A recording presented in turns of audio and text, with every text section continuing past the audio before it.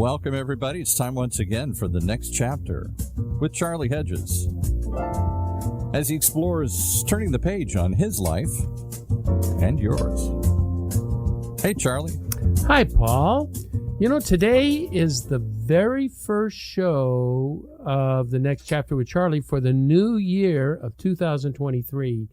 And I was thinking, who would I have as a guest on the show? And I thought right away of my dear friend Rand Sperry. Rand Sperry, we want to talk about what might make up a good year in 2023. And I thought of a man who lives a well-meaningful, successful, well-rounded, there you go, well-rounded and full family life. And I thought I'd talk to Rand, and I'm very excited about doing so. But what I want to do is I want to discuss a statement made by leadership guru, he's sort of the Tony Robbins type guy, except and he's very, very successful, Brendon Burchard. And he has a take on what it means to live a life of purpose and leave a legacy that means something. Brendon suggests something like this: at the end of our lives, we will all ask in one way or another, did I live? Did I love? Did I matter or contribute to society? And it seems to me that if we approach life with those three questions in mind, we just might be able to say, yes, I have lived a good life. So let's have our time together with Rand Sperry. Rand Sperry, welcome to the next chapter with Charlie. Charlie, thank you for having me on. It's great always to talk to you and converse back and forth on the meaning of life and it means to us and everyone else. Well, you are such Fire away. You're such a highly respected man for me, and I see you as a model in so many different ways of living life. What do you think about approaching Brendon's three ideas of did I live, did I love, did I matter, or I put also there contribute?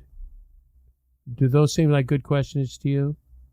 They're great questions. Yeah. Great questions. Now, when I was thinking of did I live, that almost is the primary question, because I think we end up oftentimes living almost by accident or by following some sort of procedure that someone has set, that we have a certain kind of job and a certain kind of marriage and certain kind of activities that are told to us almost secondhand. We get them from our parents, we get them from our peers, from our education, but it's not firsthand. What does it really mean to me to truly live? And as I was thinking about this, Rand, on my web presence, the next chapter with Charlie, I have the subtitle, In Search of Meaning, Adventure, and Awe. And it occurred to me that those are really three important aspects of life: meaning, adventure, and awe. What are your feelings on that?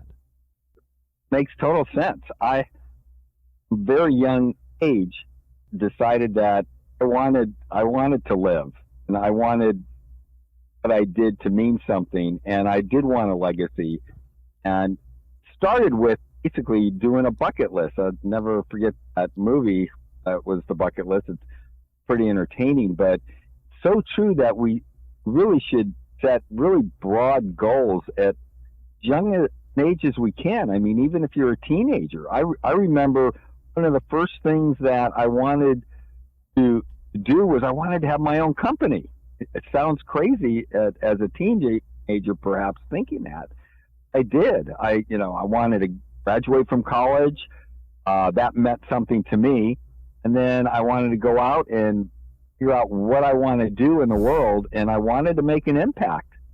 And really has to start in your head, and you have to have that vision, because it's not hard to go up 50 or 60 or 70 years from being a teenager and going, that's a short time, really, in the world perspective, what do I want to accomplish and what do I want to do? And it's so amazing to me that I would bet 80% of the population doesn't think about that. They just are trying to make the next buck and buy the next Starbucks. And,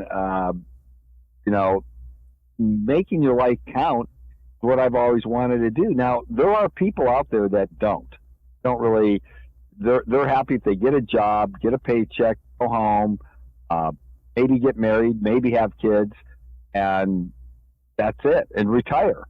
And they're perfectly happy with that. So I'm not going to get down on that type of individual, but I just know that's not for me. So I'm happy to be every day trying to make a difference. It's almost a blessing and a curse, isn't it? Yeah, it is.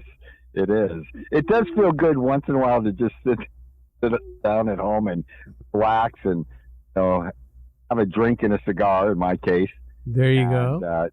Do nothing. But that's part of it. I do that. But I do have a pretty active life, as you know, and for your audience at large, I have 6 children. They're all married except one, and he's engaged. So his fiance is part of our life as well. So I really have 12 of them, and then my wife and I is 14, and we have 2 grandchildren and 1 on the way. And, I didn't think of that when I was a teenager. I knew I wanted to have a family and get married and have a family, but my wife I would have been happy with 2 or 3 kids, and somehow we ended up with 6, and I, of course, don't regret any bit of that. A basketball team with a bench player. Yeah, with an extra. And, even when I started my company, which is a commercial real estate company, I didn't really do it just to make money. I wanted to be the best. And I also wanted to change the industry. In the commercial brokerage, one of the things that is not that commonly known is that brokers do not like to cooperate. When they list a property, they want to find the buyer and they want to get both ends of the fee. Who doesn't want to cooperate? Brokers, for example. Brokers. I thought you said hookers, and I'm thinking hookers do not want to cooperate. You pay them. Rand, we're getting a little personal on this show. No, I'm talking about the real estate brokerage community. Okay. Likes to keep things to themselves. And I started a company along with a guy named Mark Van Ness where we cooperated. We listed something, we made a commitment to share commission with the other brokers in the community. And it really gave us that edge that we needed to grow the company into a national real estate company. Where did that come from, Rand? I mean, is it a personality? Is it parents? Is it the peer group that you're with? Is it all of the above? I think personality and parenting have so much to do with it, but it is personality, because you can have 2 different people with the same parents that one has your goal and the other has, I just want to live an ordinary life. And the perfect example is my family. My brother worked for United Parcel Service his entire life and retired with a nice nest egg, as they got stock every year. He was in management. Sure. And he retired at 55 years old. And here I am. I'm going out trying to slay the world. And it's like, where did it come from? I think it is a lot of his personality. And a lot of it was, your parents, like in my case, my dad could see that I was always looking for more. And he would mentor me in that direction, even though he didn't do it to the extent I did. He knew, he fed the beast, and gave me the ideas. He's the one who told me you should get into commercial real estate. He's the one who told me I should buy apartment buildings, create passive income, and I followed that path, even though that was not his path. And I didn't mind hard work. That's the other thing. Because like you said, it's a blessing and a curse. Being out there and contributing to society in ways that not just help you, but make a difference in the world and to other people, does take work. It does take effort. It does take work, and it's a pain in the rear sometimes with all of because it is political, it is social, it has, you have all of the internal conflicts. It's not It's not an easy deal, but the end result is so much better than just making an extra 100 or 1,000 or 10,000 bucks. It's incomparable. That is in meaning. I want to talk about meaning, but before I talk about meaning, I want to talk about something that's very important in yours and your wife's life, and I think your kids have taken hold on this too, and that's in my trilogy of meaning, adventure, and awe. You guys are really big in adventure and awe. I mean, how many trips do you take in a year? I mean, I know you've got to take 3, 4, 5 trips a year where you're visiting other countries, other societies. You have a place in Chicago where you go and it's a whole different set of friends. Adventure and awe are very important in your life, aren't they? Oh, I think so. I mean, that really to me is even more important than the money. I love the adventure and the awe. And, some guys have a beautiful home on, the beach. And I'm like, that would be more of a curse than a blessing to me, because when you have something like that, that's what you do. Yeah, you clean the windows every day because of the salty water. Yeah. and like, my wife and I are heading to Antarctica, middle of January, in a couple weeks, and I'm excited about it. And it's crazy because, I mean, it's not a cruise to different countries. We hop on the boat in Uruguay and we march right out to the Arctic, and we spend 8 days there, and then 2 days there, 2 days back. And this particular boat had an accident about, I think it was the middle of November, where wave hit it. I forget what they had, a rogue wave. And it really knocked it on its side, and it actually killed a 62-year-old woman. And it's so funny. I thought, my wife's going to cancel. Nope. No. Yeah, Rosemary's a trooper. It was the boat we are going on. It wasn't a boat at Antarctica. It's the one we are going on. So, and I'm like, well, okay, he's okay. It's like, if it's going to happen, it's going to happen. And I know that was a big thing. So I'm not really worried about it. And I'm very excited for the trip. We love to do that, and we can do more of it now than we did when our kids were younger, but still managed to get to 55 countries with our children.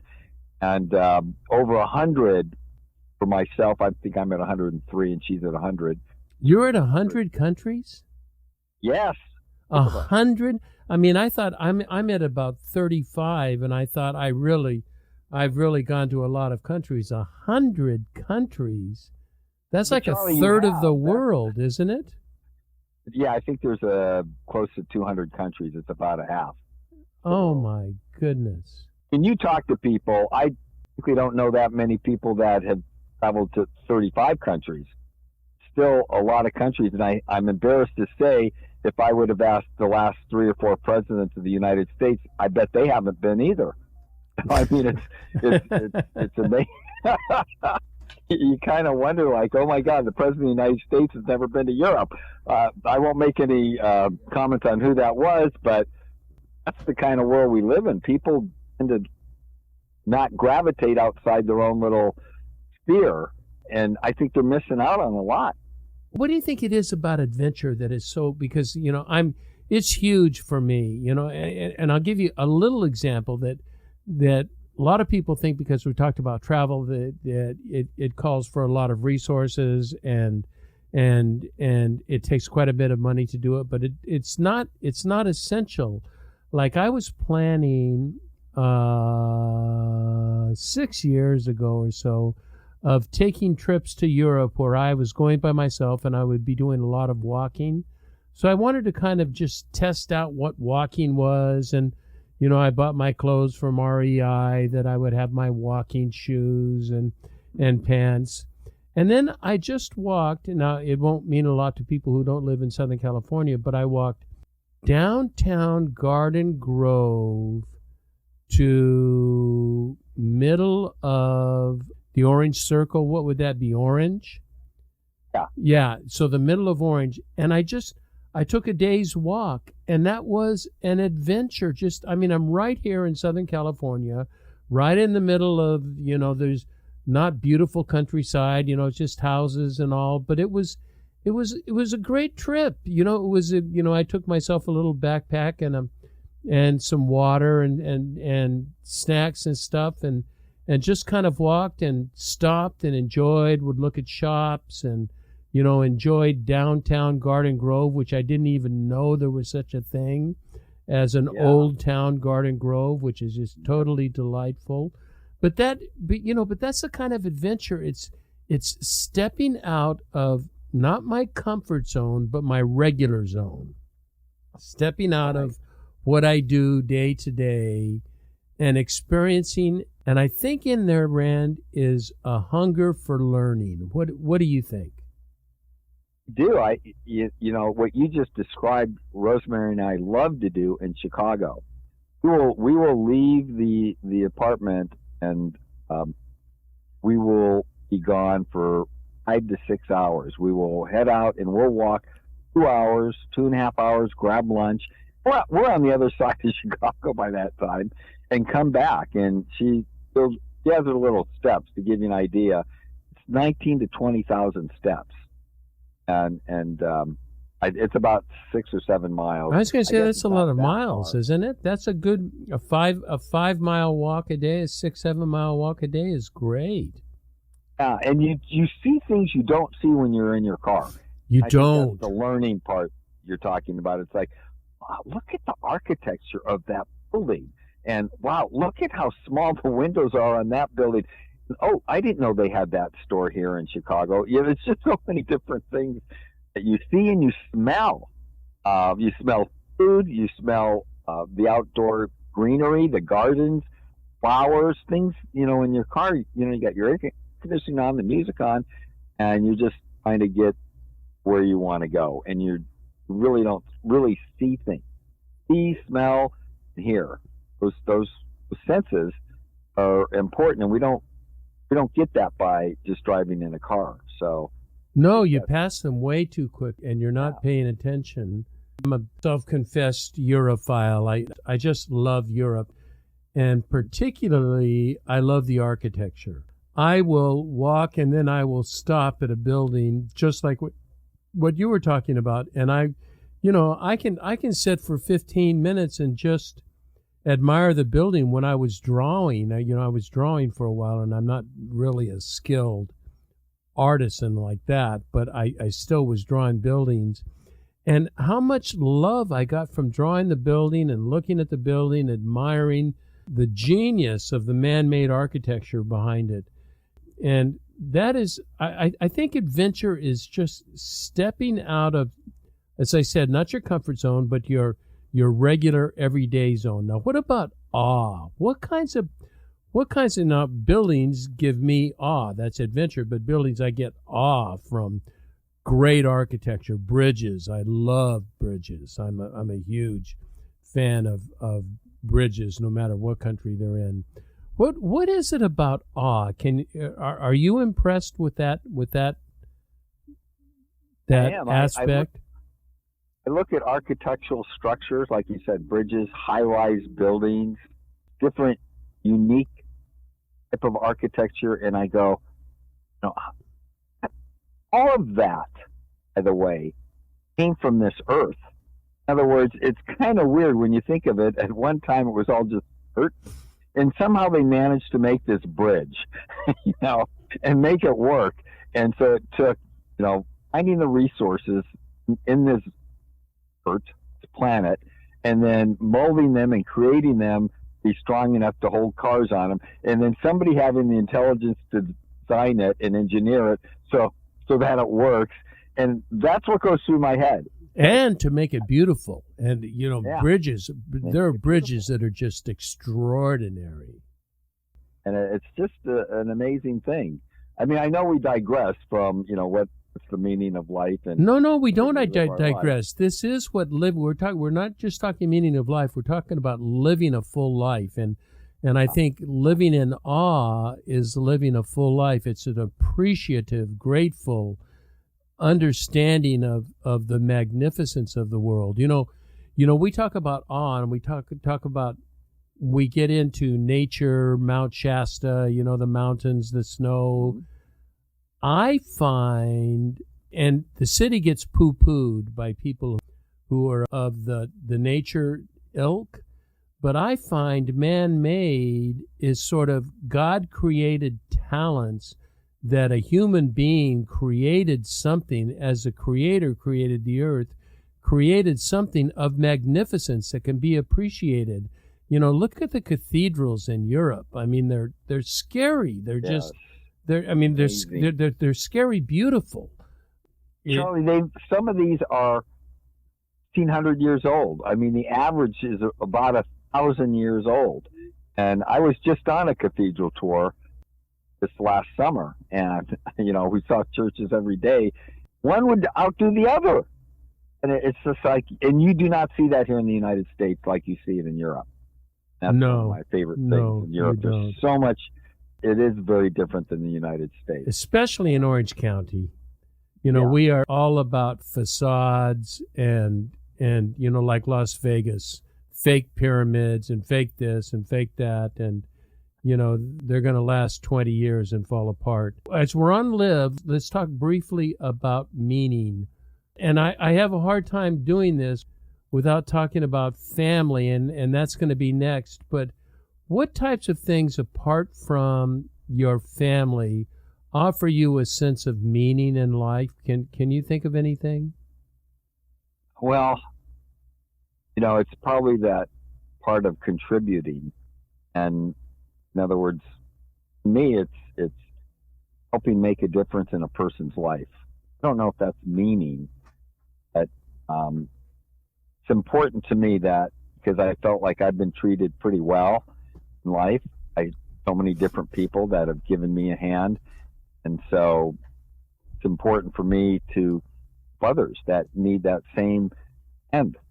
And that brings a lot of meaning in my life, helping them. So I'm not sure if that's where you're going. Yeah, I think, I'm not really going anywhere. I'm questioning. I'm in a questioning period, and I think I would agree with you that it is service. That is what gives me meaning, is when I have been divinely and graciously gifted with certain talents, as has everybody else. And if I can use those talents to contribute, then that is meaning in life. I know, I don't know if it's falsely, apocryphally stated, but I have heard it. Aristotle once said, the purpose of life is to contribute to the value of society. Yeah. And I like that.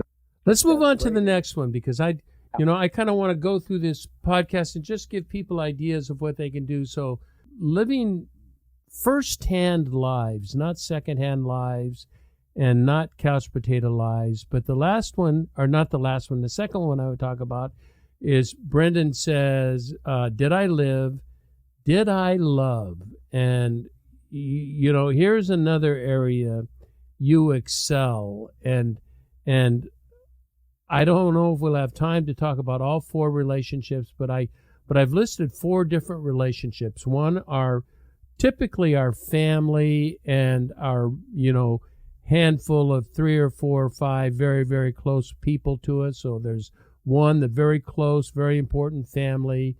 Second one is casual relationships like work relationships and neighbors. They're important relationships that we get along, we can chat, we can dine, but they're not on the level of family and friends. I have a third weird one, Rand. Maybe let's talk about my third weird one first. And you know what relationship I think is important, that tells more about me than almost any of my other relationships?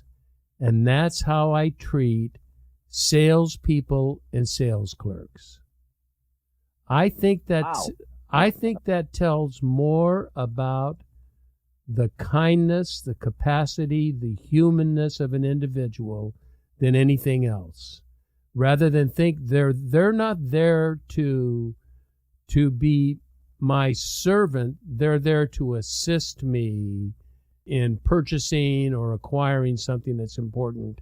And I see far too many people treat sales clerks, go in and look at clothes and will look at a sweater and open up a sweater and just throw it back on the rack and creating all this work for people. And it's just, I don't know. Do I sound weird saying the way you treat salespeople really talks about your character as much as anything? Well, being a salesperson pretty much my whole life, I appreciate what you just because I've met some real jerks that treated me like, SHIT, and here I am bending backwards to help them either sell their project or them to buy a project that really makes sense for them, but they don't even know it. But so I appreciate that. I think one of the telltale things of understanding person that I don't know that well is to go to lunch with them and see how they treat waiter or waitress. Yeah, exactly. Yeah, that's what I'm talking about. Service people. Yeah. How do you treat? Oh my goodness. Yeah, that's huge. I think it tells a lot. And honestly, I think when people are being difficult with service people, typically they're not happy themselves. I mean, that's really what's going on.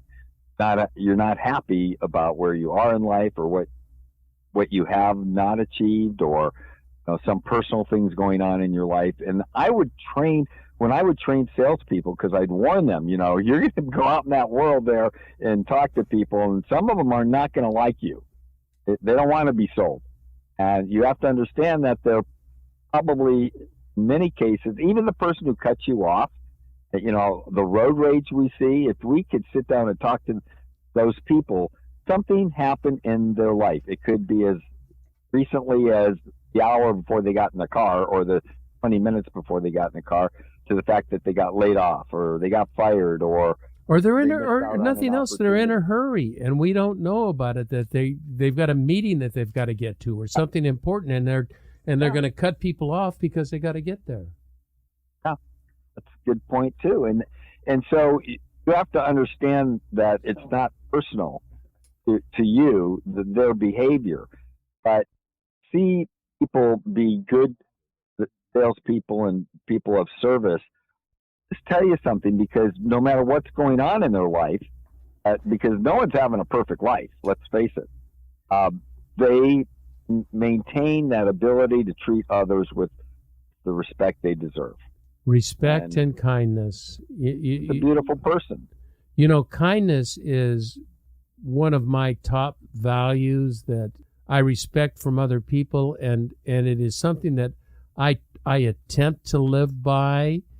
And people of all, just all aspects of life, because I try to be unusually kind and appreciative and say kind words to people.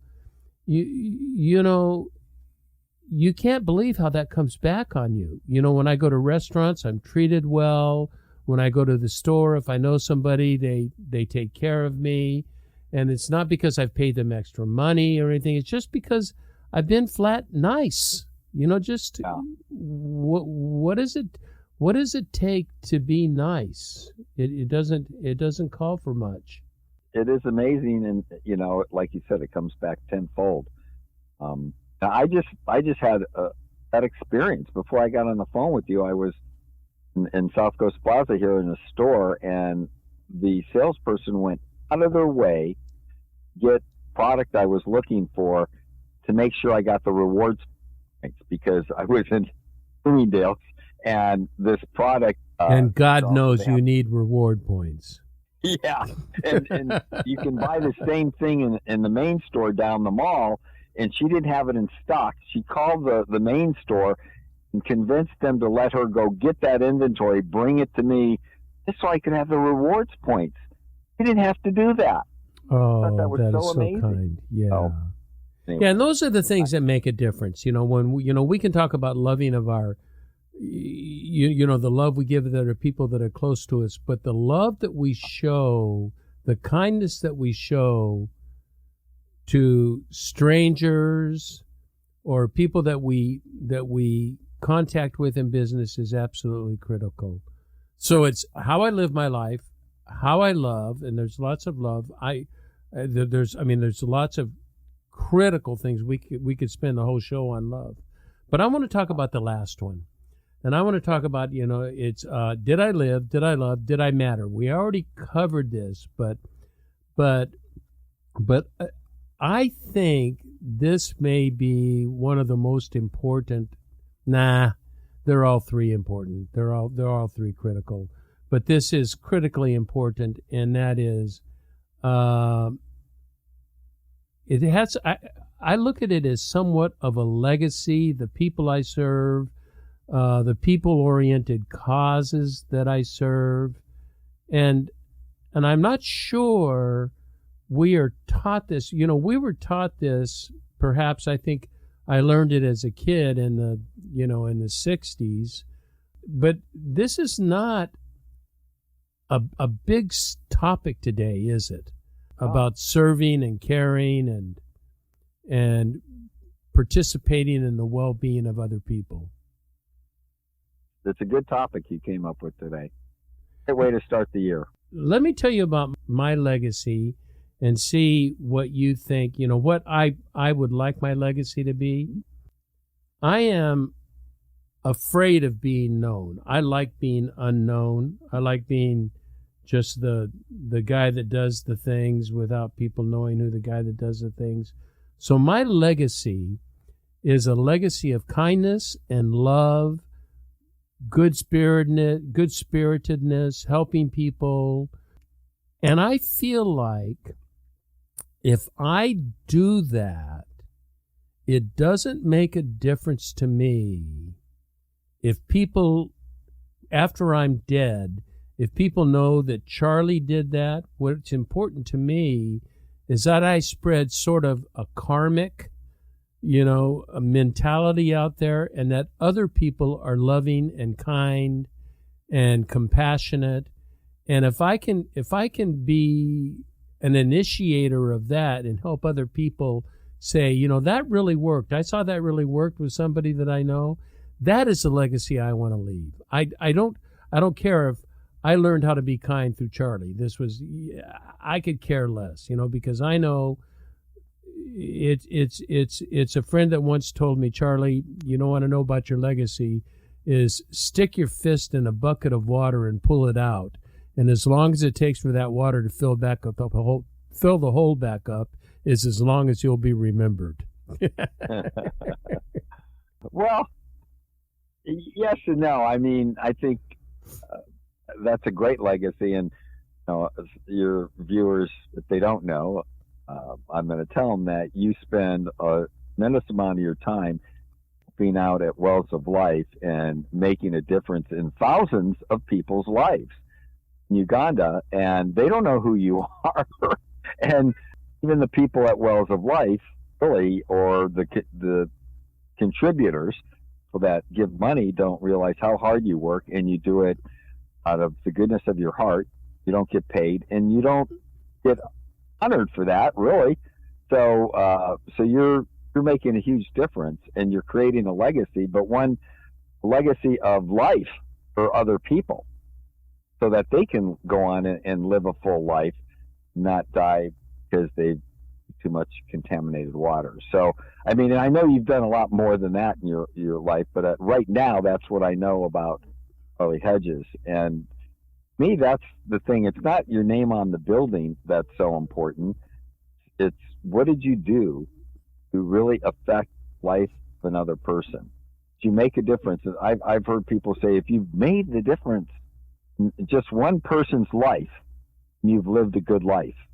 You've got a legacy. You've done something. Well, hopefully we've done that with our children, but it's got to go beyond that as well, at least my mind. Because if you've got the talent and the treasure and the time, you should use it and give back and create a legacy that may be unknown, but you've made a difference. You've contributed. And so, tell you this, the people closest to you will know, and that legacy will continue in your life. I look at my kids. I know that when I'm long gone, my kids and my grandkids will remember things about me. Right. I hope they will take and teach their children. So, well, it helps if you have a tribe. When you only have one child, that's one thing. But you've got a tribe, so that makes a big difference. You are really one of my ideals of a person who I think has attempted consciously and unconsciously to live, to love, and to make a difference. I think you are a model for me, and that's why I so respect you and so happy to be your friend. You're a fine man, Rand Sperry. Okay, that's all I have for today. I wanted a bit of a shorter show, and I think we talked about what is going to count in 2023. Live, love, and make a difference. Thank you, Rand Sperry. And for the last minute to be able to come on the show, you are a very gracious human being. Happy to do it. Okay, I want to thank all our listeners for listening to The Next Chapter with Charlie. And please be sure to check us out at our website, thenextchapter.life. And until next, this is Charlie Hedges signing off. Bye for now.